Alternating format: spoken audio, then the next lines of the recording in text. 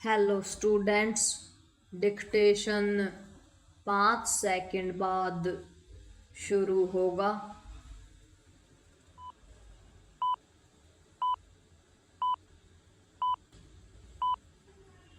Start. इससे संतुष्ट नहीं हुआ जा सकता कि शिक्षा मंत्रालय फर्जी विश्वविद्यालयों के विरुद्ध कार्रवाई करने के लिए राज्यों के मुख्य सचिवों को पत्र लिखने जा रहा है। आश्चर्य नहीं कि इस पत्राचार के बाद भी फर्जी शिक्षा संस्थान बंद न हों। इसकी आशंका इसलिए है क्योंकि अतीत में इस तरह की पहल की जा चुकी है, लेकिन सभी फर्जी शिक्षा संस्थानों पर ताला नहीं लगाया जा सका। विश्वविद्यालय अनुदान आयोग यानी यूजीसी हर वर्ष फर्जी विश्वविद्यालयों की सूची जारी करता है ताकि छात्र उनमें प्रवेश लेने और अपना समय एवं धन बर्बाद करने से बचें। इसके बाद भी वे चलते रहते हैं। इसका मतलब है कि छात्र उनमें प्रवेश लेते हैं।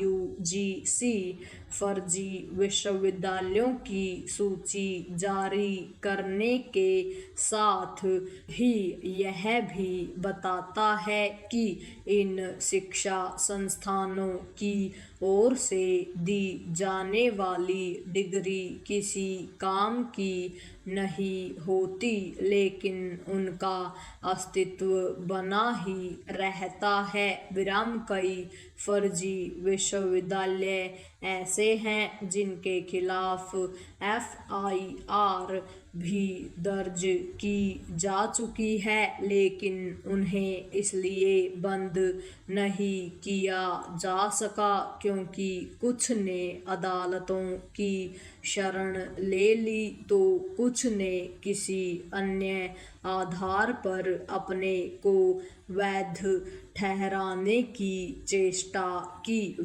स्पष्ट है कि शिक्षा संस्थानों के संचालन संबंधी नियम कानूनों में कुछ ऐसे छिद्र हैं जिनका लाभ फर्जी विश्वविद्यालयों को चलाने वाले उठा रहे हैं।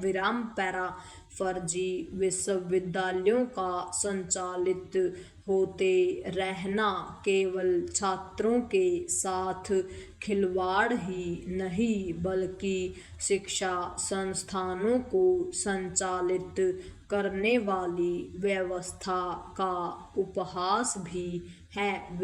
यह व्यवस्था कितनी दीनहीन है इसका पता इससे चलता है कि देश में जो 22 फर्जी विश्वविद्यालय चल रहे हैं उनमें से 10 देश की राजधानी दिल्ली यानी संसद, सुप्रीम कोर्ट, शिक्षा मंत्रालय और यूजीसी की नाक के नीचे चल रहे हैं। क्या यह एक मजाक नहीं? कुछ फर्जी विश्वविद्यालय तकनीक, प्रबंधन और कानून की भी डिग्रियां बांटते हैं।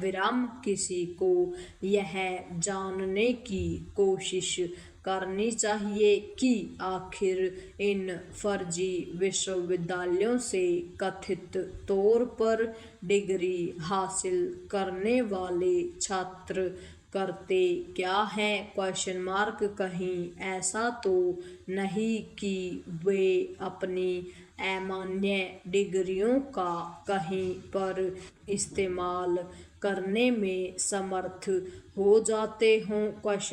यह सहज ही समझा जा सकता है कि फर्जी विश्वविद्यालय चोरी छिपे नहीं बल्कि खुलेआम सार्वजनिक स्थानों में चल रहे होते हैं। विराम आखिर एक अवैध समानांतर व्यवस्था के सामने विधि का शासन इतना असहाय कैसे हो सकता है? प्रश्न यह भी है कि नियम कानूनों को कठोर करके इन फर्जी विश्वविद्यालयों को एक झटके में बंद क्यों नहीं किया जा सकता, या फिर उन पर ऐसी कोई शर्त क्यों नहीं थोपी जा सकती कि वे यूजीसी के नियमों का